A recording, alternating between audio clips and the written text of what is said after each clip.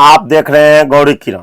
कृष्ण कुमार भारती निःशुल्क कोचिंग संचालन करवाकर बच्चों में जगा रहे हैं शिक्षा का अलख। बिहार के सारण जिला के 2 प्रखंड के अलग अलग गांव में भारतीय लोनकार समुदाय के राष्ट्रीय संयोजक कृष्ण कुमार भारती निःशुल्क कोचिंग का संचालन करवाकर बच्चों में शिक्षा का अलख जगा रहे हैं।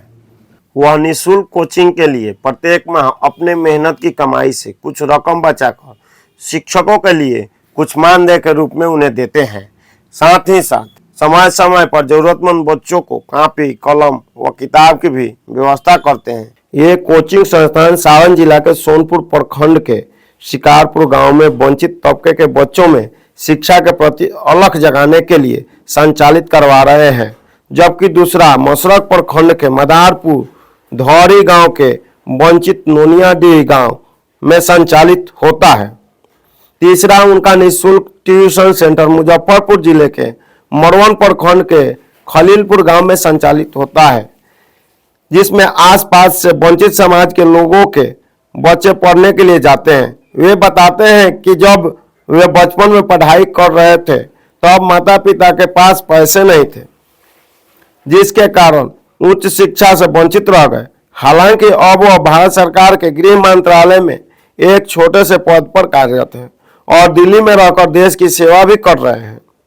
इसके साथ ही साथ देश भर में घूम घूम कर समाज के वंचित पायदान पर खड़े लोगों के बच्चों में शिक्षा दीक्षा के प्रति अलग जगाने के लिए कार्य करते आ रहे हैं।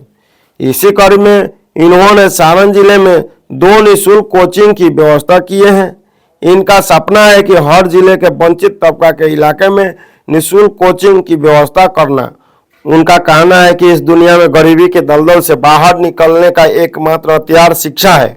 उन्होंने कहा, जब तक समाज के अंतिम पायदान पर खड़े व्यक्तियों के बच्चों में शिक्षा का स्तर नहीं बढ़ता है, सही मायने में सबका साथ सबका विकास नहीं हो सकता। गांव में आप आते हैं तो छोटे छोटे जरूरतमंद बच्चों के बीच में पुस्तक बांटते हैं, कलम बांटते हैं, कॉपियां बांटते हैं और निःशुल्क शिक्षा का भी व्यवस्था किए हैं। देश में बहुत सारे लोग हैं, समाज में बहुत सारे लोग हैं जो नौकरी कर रहे हैं, अच्छे पैसे कमाते हैं, वो लोग काम में नहीं करते। आप ही क्यों कर रहे हैं? इसलिए कि मैं एक बहुत गरीब परिवार से दिल्ली पहुंचा हूं बिहार से और एक नौकरी में लगा हूं। तो चूंकि मैं गरीबी से आया हूं तो गरीबी को झेल करके गया हूं, तो मुझे दर्द पता है, उस बताने की जरूरत नहीं है। आज मैं मदारपुर गांव में नुनिया टोली में अपना जो निःशुल्क ट्यूशन सेंटर है, जो आज लगभग 2 साल पूरा किया है, उसकी शिक्षिका है जयमाला कुमारी, ये पढ़ाती है बच्चों को निःशुल्क। और इसका थोड़ा सा मेहताना के रूप में हम इसको हर महीने कुछ भेज देते हैं। इसके पीछे मेरा मकसद यही है कि पढ़ेगा समाज तभी बढ़ेगा समाज। और इस दुनिया में चूंकि ये सब गरीब समाज के बच्चे हैं, देखने से आपको लगेगा कि सभी गरीब बच्चे हैं, गरीब परिवार के बच्चे हैं। तो इस दुनिया में गरीबी के दलदल से बाहर निकलने का अगर कोई हथियार है, जरिया है, तो उसका नाम है शिक्षा। शिक्षा ही एक ऐसा चीज है जो गरीबी के जाल को काटता है और गरीबी के दलदल से बाहर निकालता है।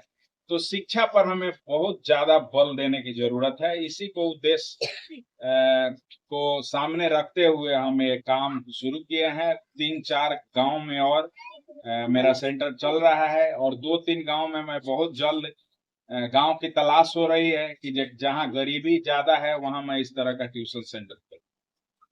आप कह रहे हैं गरीब बच्चा, कोई भी जरूरतमंद बच्चा हो सकता है। हाँ, जरूरतमंद बच्चे जैसे अब यहीं के हैं, तो ये जरूरी नहीं है कि जो हमारे समाज के ही बच्चे हो। इस टोले मोहल्ले के और भी दलित समाज के बच्चे, अत्यंत पिछड़ा समाज के बच्चे, जरूरतमंद बच्चे भी यहाँ आकर के फ्री में पढ़ सकते हैं। इसके लिए कोई मनाही नहीं। ये आइडिया आपके दिमाग में कब आया? ये काफी साल पहले से आया था मेरे दिमाग में कि जो गांव गरीब है उसको सिलेक्ट किया जाए, और वहां चूंकि बच्चों का बेस मजबूत करना बहुत जरूरी है, तभी वो 10वीं तक जाएगा, इंटर करेगा, बीए करेगा। क्योंकि पढ़ाई लिखाई बेस जड़ मजबूत होगा तभी वो गाड़ी उसकी आगे जाएगी बीए तक। नहीं तो बीच में क्या होता है कि गरीब तबके के बच्चे पढ़ाई समझ में नहीं आती है स्कूल में कॉलेज में, और वो चले जाते हैं बाहर कमाने, दिल्ली चले जाते हैं, बॉम्बे चले जाते हैं और पढ़ाई छोड़ के चले जाते हैं, क्योंकि उनको बेसिक शिक्षा का जानकारी है नहीं। इसलिए हमने सोचा कि ये जड़ मजबूत करना। अच्छा, आप मदारपुर गांव को ही क्यों चुना? मदारपुर क्योंकि ये गरीब बस्ती है। ये आसपास का जो मैं स्थिति देखा, एक बार मैं इस रोड से जा रहा था मसरक और आ रहा था, तो मैंने देखा यहाँ इस आजादी के 76 साल बाद भी आप देखेंगे पीछे तो सब झुग्गी झोपड़ियों में लोग रह रहे हैं। इसलिए मैंने इस गांव को सिलेक्ट किया। अच्छा, गरीबी आप दूर करना चाहते हैं, क्या गरीब अमीर बनना चाहता है? गरीब भी अमीर कैसे बनेगा? जब वो पढ़ेगा तभी अमीर बन सकता है। हमने बता दिया कि शिक्षा पर जरूरतमंद समाज को, लोगों को, मजदूरी करने वाले लोगों को, ईंट भट्टे पे काम करने वाले लोगों को, कि जे भाई पढ़ाई लिखाई बहुत जरूरी है, आधी रोटी खाइए लेकिन बच्चे को पढ़ाइए, तभी जाकर के आप गरीबी से बाहर निकलेंगे, आपके बच्चे आगे बढ़ेंगे पढ़ लिख कर। ये सर है, इनके इनके कारण आज हमारे गांव के बच्चे या हमारे टोले के बच्चे हैं जो पढ़ पाए। कभी कभी तो इन लोगों का काफी किताब का भी पैसा नहीं जाता है, लेकिन सर है जो कभी कभी दे देते हैं और इन लोगों को बोलते हैं कि किसी तरह पढ़ो ताकि कुछ नहीं कर सकते हो, लेकिन कुछ कामयाब कुछ अपने लिए तो करोगे, शिक्षा मिलेगा तो आगे बढ़ पाओगे, यही हम कहते हैं। जो अपने बच्चों को नहीं पढ़ा रहे हैं, हाँ। चाहे कारण कुछ भी हो, गरीबी हो या जानकारी न हो, उनको आप क्या मैसेज देंगे? वो किसी भी समाज के हो। हाँ, सर्व समाज के लिए यही मैसेज है, मात्र हमारा एक लाइन का, कि जो इस दुनिया में, इस धरती पर गरीबी के दलदल से बाहर निकालने का अगर कोई हथियार है तो उसका नाम है शिक्षा। पढ़ेगा समाज तभी बढ़ेगा समाज। आपके जैसे बहुत सारे लोग हैं जो मिनिस्ट्री में, सेक्रेटरिएट में, अलग अलग क्षेत्र में बहुत ऊंचाई पर है, वो काम कर रहे हैं और वो भी इस तरह का काम कर सकते हैं, मतलब अपने जो खर्च से थोड़ा पैसा बचाकर दूसरे के विकास में योगदान कर सकते हैं, बच्चों के विकास में। तो आपके जैसे जो लोग काम कर रहे हैं पूरे देश में, देश दुनिया में, उनको आप क्या कहेंगे? मैं उनको बहुत बहुत धन्यवाद कहूंगा, और जो नहीं करते हैं उनके लिए मैं विशेष तौर पर यही कहूंगा।